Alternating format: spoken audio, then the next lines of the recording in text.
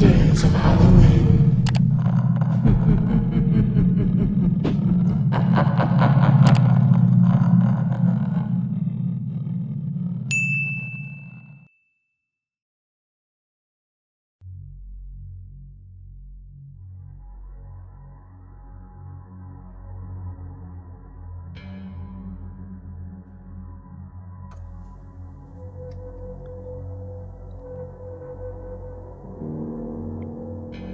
One of the hottest trends on YouTube right now is ordering these random mystery boxes from complete strangers on the deep web and opening them up on camera.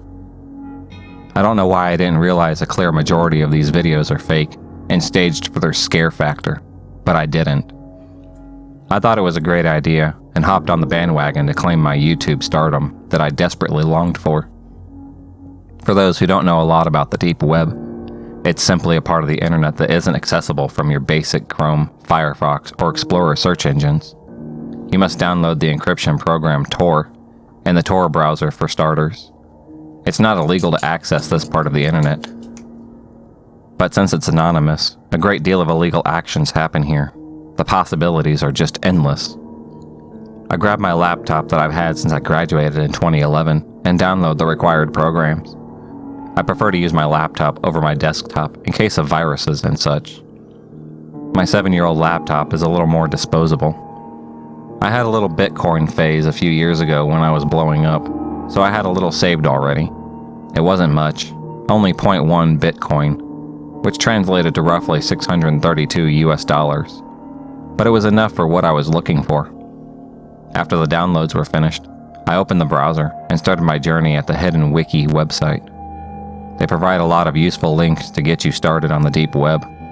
I scrolled through the warnings and gists of what it was and found the links I was looking for. Almost forgot, I muttered to myself as I grabbed the duct tape from my desk drawer. I cut a tiny square piece off the end and placed it over my webcam. Call me paranoid, but I'd rather be safe than sorry.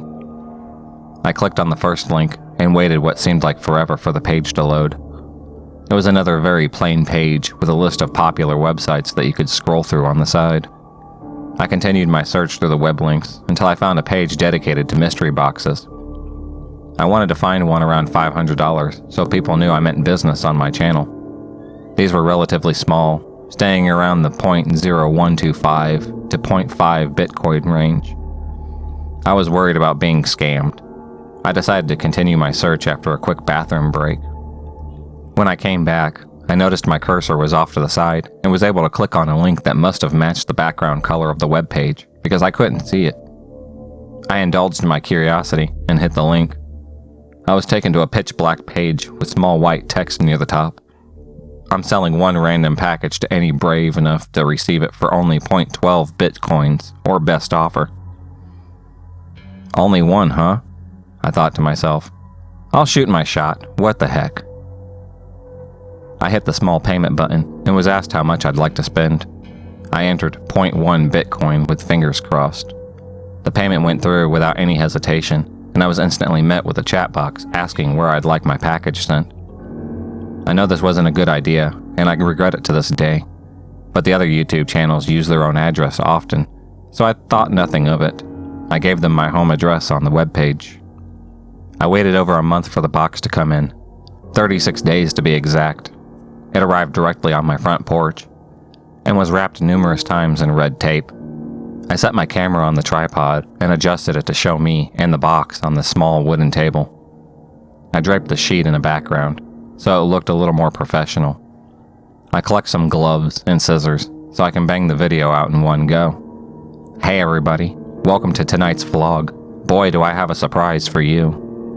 I continue my monologue, mentioning how I got the box and how much I paid. Without wasting further time, let's open this deep web mystery box. I grab the scissors and cut along the red tape. I make sure my gloves are on tight, and I rip open the box. My brow furrows as I see one book. Without saying a word, I take the book out of the box. I was pretty pissed I spent over $600 on a book. Well folks, looks like we got us a dud. These pages better be made of gold. The outside of the book was old and tattered, and it smelled of mildew and mold. I cracked open the book on the first page and glanced over the content. It's an old photo album. Smells of old rot. Let's look at these pictures, don't we?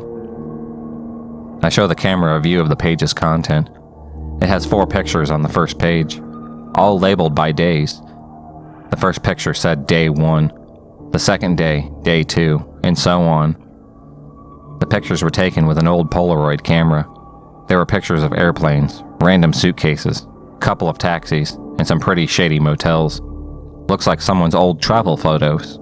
I continue flipping through the pages. Every day was a different photo of nature, or cars, or trains. Day 18 held the oddest photo yet. It was just a mask, handcuffs, a gag, and a bottle of some sort of drug it looked like. These people have one hell of a fetish. I try to keep the video interesting. I zoom into the picture with a camera, so everyone can see it. Around day 32, things started getting really weird. There was a picture of a house, but not just any house. It was a house I grew up in.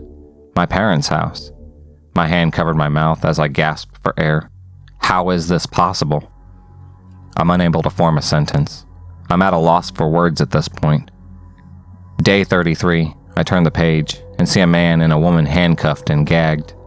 I immediately expel the contents of my stomach as I see my own mom's scared and crying face, and my dad, face first in a pile of what looks like black tar. Day 34, this photo is taken inside what looks like a vehicle.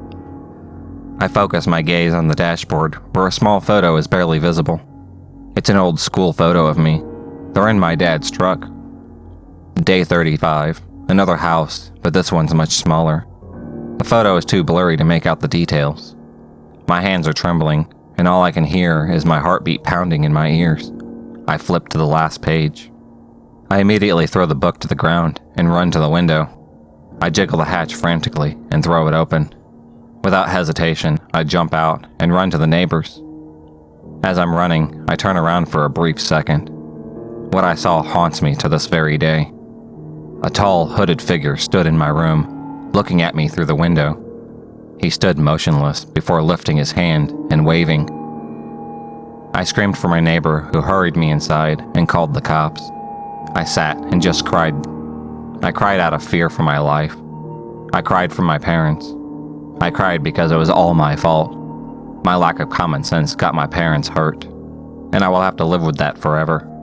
If you access the deep web, do not release any personal information, even if people on YouTube do it. Most of it's not real, and always check your boxes.